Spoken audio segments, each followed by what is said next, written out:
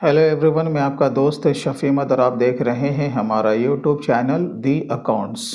दोस्तों, आज का हमारा टॉपिक है GSTR 1, GSTR 3B और इसके साथ साथ इनवॉइस मैनेजमेंट सिस्टम से है। मैं आज आपको पूरा लाइव करके सिखाने वाला हूं कि आप GSTR 1 का रिटर्न कैसे फाइल करेंगे। और GSTR 3B का रिटर्न फाइल करने से पहले आपको पता है कि इनपुट टैक्स क्रेडिट का भी मामला होता है और ITC का मामला आज के तारीख में इनवॉइस मैनेजमेंट सिस्टम से ही आता है, जबकि ये ऑप्शनल है। लेकिन हम लोग वहाँ पर जाके देखेंगे कि किस तरीके से आप इनवॉइस मैनेजमेंट सिस्टम के ऊपर काम करके आप अपने ITC को क्लेम कर सकते हैं।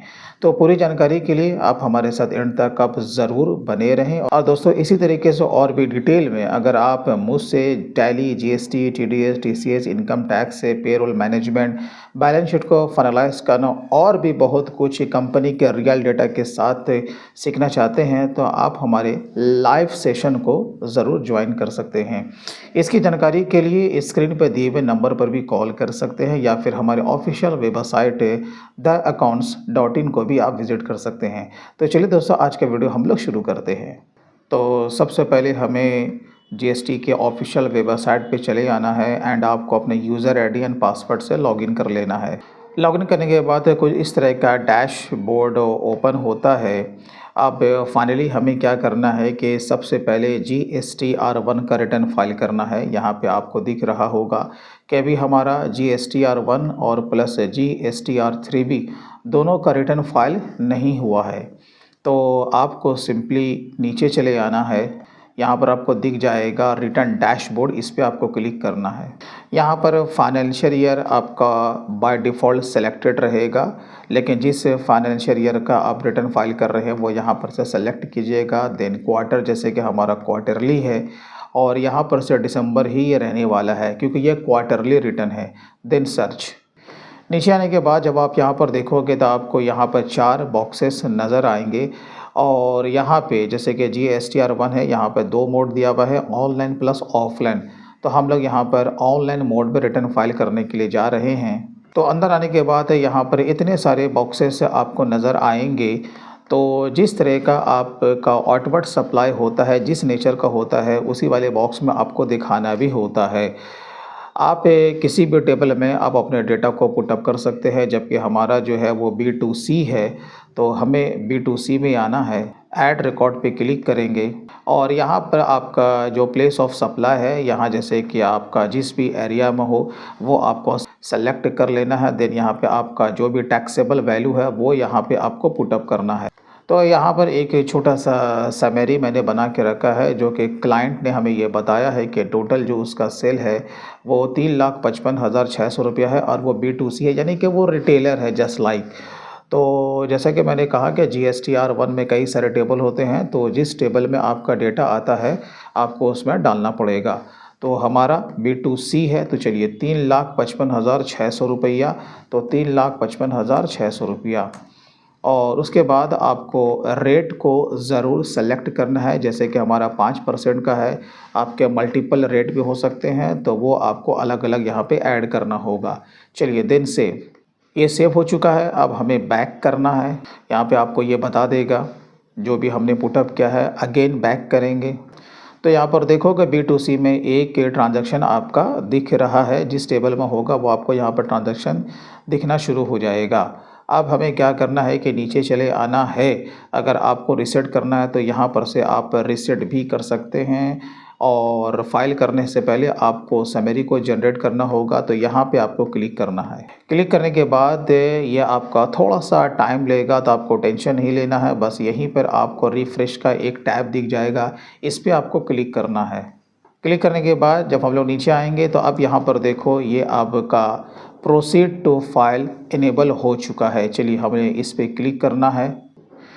तो यहाँ पे आपको समरी के तौर पे पूरा ट्रांजैक्शन आपको दिखा देगा कि जिस टेबल में आपने डेटा को पुटअप किया है।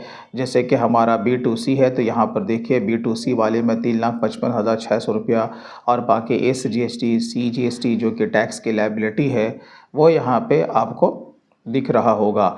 आपको एक बार सरसरी निगाह से देख लेना है, राइट। अगर आपको लगे कि सही है तो क्या करना है, बस फाइल स्टेटमेंट पे आपको क्लिक करना है। चलिए, तो यहाँ पे आपको चेक मार्क करना है और यहाँ पर से ऑथोराइज सिग्नेटरी में आपको अपने नाम को सेलेक्ट करना है और यहाँ पे हमें फ़ाइल को अपलोड करना है। तो इसे आपको वैलिडेट करना होगा, या तो डिजिटल सिग्नेचर के थ्रू या फिर आपके रजिस्टर्ड मोबाइल और ईमेल आईडी पे OTP जाएगा। तो चलिए, फाइल विद EVC आपके रजिस्टर्ड मोबाइल एंड ईमेल पे OTP गया है, बस उसे डालिए और वेरीफाई कीजिए। चलिए, तो आपका GSTR1 का रिटर्न फाइनली अपलोड हो गया है। अब पारी है GSTR3B की। तो इससे पहले आपको क्या करना है कि इनवॉइस मैनेजमेंट सिस्टम में जाना होगा GSTR2B के लिए। तो हम लोग चलते हैं डैशबोर्ड पे। अगेन यहाँ पे आपको फाइल रिटर्न्स पे आना है। अगेन यहाँ पर से आपको क्वार्टर को सेलेक्ट करना है, देन सर्च। तो यहीं पे आपको दिख जाएगा क्वार्टर GSTR2B, आपको व्यू करना है।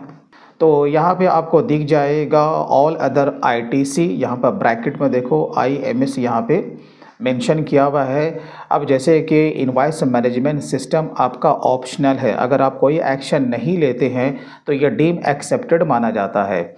लेकिन अगर आप एक्शन लेंगे तो कैसे लेंगे, इसके लिए आप यहीं से डायरेक्टली इनवॉइस मैनेजमेंट सिस्टम के डैशबोर्ड पे आप जा सकते हैं। यहीं पे आपको दिख जाएगा IMS, आपको इस पर क्लिक करना है। क्लिक करने के बाद यहाँ पर देखो B2B इनवॉइसेस हैं, यहाँ पर हमारा टोटल जो है वो 10 यहाँ पे इनवॉइस यहाँ पे दिख रहा है, जो कि नो एक्शन में है, राइट। अभी मैं जैसे ही इस पर एक्शन लूँगा या कुछ भी, या तो वह एक्सेप्टेड होगा या फिर रिजेक्ट या फिर आपका पेंडिंग होगा।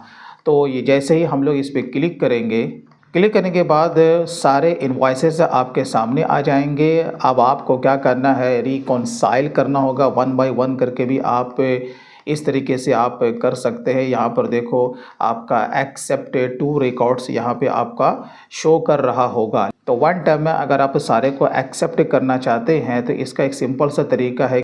अब यहाँ पे जो सीरियल नंबर है आपको बस इस पर क्लिक कर देना है। तो यहाँ पे आपको ये बता देगा कि select all records of current page only और select all records of all the page only, right. तो यहाँ पे जो टोटल हमारा है वो 10 ही है। तो यहाँ पे हम क्या करेंगे, ये नीचे वाले पे हम लोग यहाँ पे चेक मार्क करेंगे, देन प्रोसीड। तो यहाँ पर देखो आपका सारा का सारा जो भी इनवॉइस था वो सेलेक्ट हो चुका है।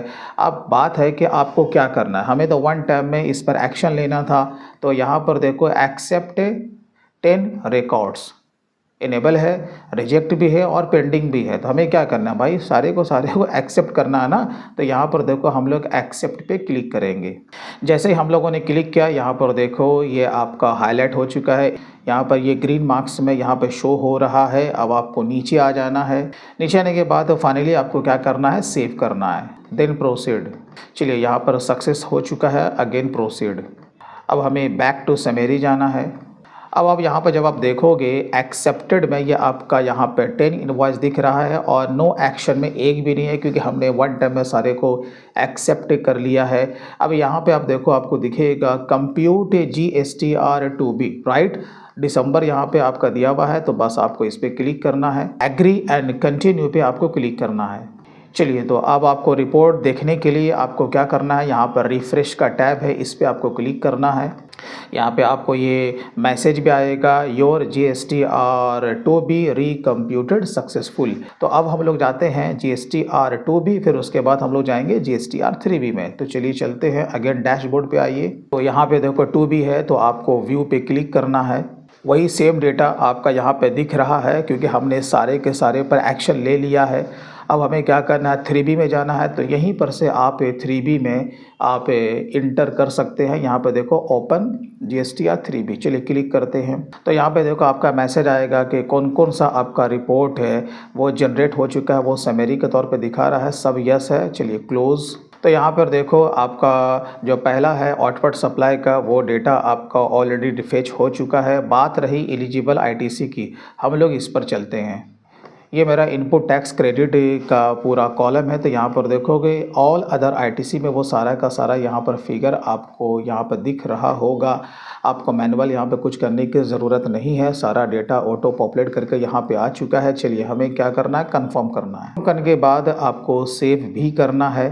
चलिए सेव करने के बाद यहाँ पे प्रोसीड टू पेमेंट का जो टैब है वो आपका इनेबल हो जाएगा। बस सिंपली आपको इस पे क्लिक करना है। जब आप यहाँ पर नीचे आओगे तो यहाँ पर देखो उसने ऑटोमेटिक यहाँ पे ऑफसेट कर दिया है, आपको यहाँ पे कुछ भी करने की ज़रूरत नहीं होती है। तो अब यहाँ पे आपको पोस्ट क्रेडिट टू लेजर या मेक पेमेंट का यहाँ पे टैब दिया हुआ है, इस पे आपको सिंपली क्लिक करना है। Agree and continue. चलिए अगेन यस। तो यहाँ पर आपका ऑफसेट भी सक्सेसफुल हो चुका है। चलिए ओके। अब सिंपली आपको नीचे आना है और यहाँ पे आपका दिया हुआ है रिव्यू ड्राफ्ट GSTR 3B और यहाँ पे आपका दिया हुआ प्रोसीड टू फाइल। आप रिव्यू भी कर सकते हैं, अदर देन जब सब कुछ सही है तो हमें कुछ करने की ज़रूरत तो फ़िलहाल है नहीं। चलिए प्रोसीड टू फाइल।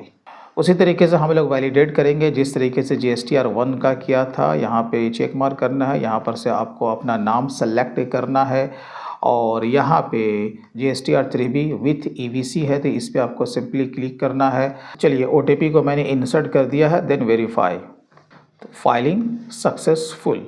तो इस तरीके से बहुत ही सिंपल वे में आप GSTR 1 एंड GSTR 3B का रिटर्न फाइल कर सकते हो। दोस्तों वीडियो अच्छा लगा हो तो कम से कम आप इसे लाइक ज़रूर कीजिएगा और इसी तरीके से अगर और भी डिटेल में अगर मुझसे आप सब कुछ कंपनी के रियल डेटा के साथ सीखना चाहते हैं तो आप हमारे लाइव कोर्स को या फिर रिकॉर्डेड क्लास को आप बाय ज़रूर कर सकते हैं। तो चलिए दोस्तों आज के लिए बस इतना ही, फिर मिलते हैं किसी दिन किसी और नए दूसरे टॉपिक के साथ। तब तक के लिए take care and bye bye.